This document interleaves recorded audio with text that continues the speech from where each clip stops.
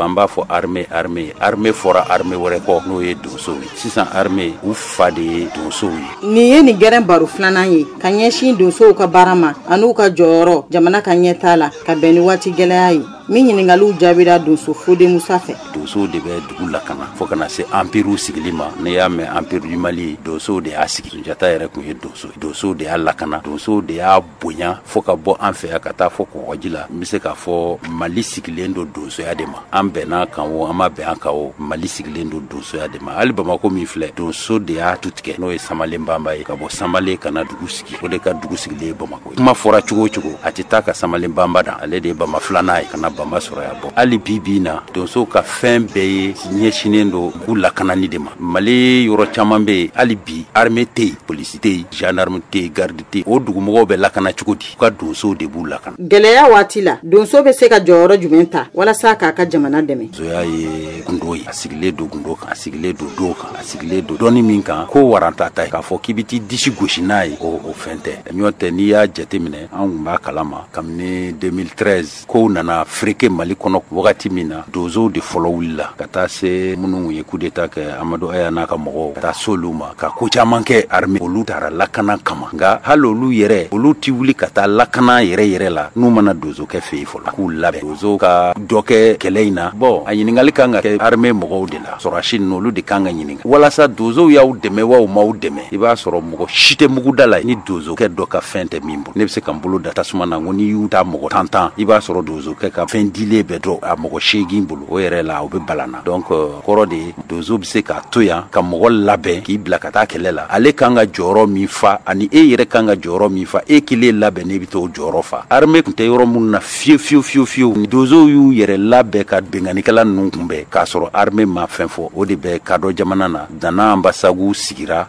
an sigi nana ɲini anw fɛ yan Bamako yan anw ni Toloba jɛra ka a ko bɛɛ kɛ ɲɔgɔn fɛ k'a sɔrɔ a ma kɛ ni yɛrɛ fɔ ye donc guerre in na ani bengani min ye Mali sɔrɔ a ma kɛ fiyewu donsow ɲɛnɛma wa si ma kɛ ni donsow kɛ bolola fɛn ma di dɔ ma an bɛ se k'a fɔ n ko donsow jɔyɔrɔ bɛ yen mais yɛrɛ jira dɔ yɔrɔ tɛ. Hakilina jumɛn bɛ Fode Musa yɛrɛ bolo ka ɲɛsin Mali kurako ma ni donsow sen donni a la walima u sen bɔli a la? Bɛɛ b'a dɔn k'a fɔ donsow jɔyɔrɔ ka bon jamana kɔnɔ kɛlɛ do o kɛlɛ tɛ nka an ka fangatigilakaw u ka yɛrɛ dɔn ma se o ma n b'o fɔ ka da mun kan donso bɛ taabolo min kan n'o ye kɔrɔlen taabolo ye anw ka fangatigilakaw m'u ɲɛsin o ma u y'u ɲɛsin tubabu taabolo de ma n'o ye u ka armée n'u ka fɛnw ye u hakilila k'o de bi jamana in bɔ bolo la o ti jamana bɔ bolo la o ti jamana taa ɲɛ o ti jamana k'a yɛrɛ ye jamana bɛ k'a yɛrɛ ye de n'an ka kɔrɔlen ye donc an k'a dɔn k'a fɔ fɛn bɛ an ka jamana in kɔnɔ min ma bɔ yɔrɔ wɛrɛ kana n'o ye donsoya n'an ka taabolo kɔrɔw ye ne hakilila Mali kura a tɛ se ka sigi n'a ma sinsin Mali kɔrɔ in de kan an kan tɛ indépendance Mali ma dɛ anw ka mɛn Mali kɔrɔlen yɛrɛ ma a kɔrɔman a ka sinsin o de kan kɔrɔ ye. Nin bɛ dan sigi an ka gɛrɛn tako filanan in kan bi min lasera aw ma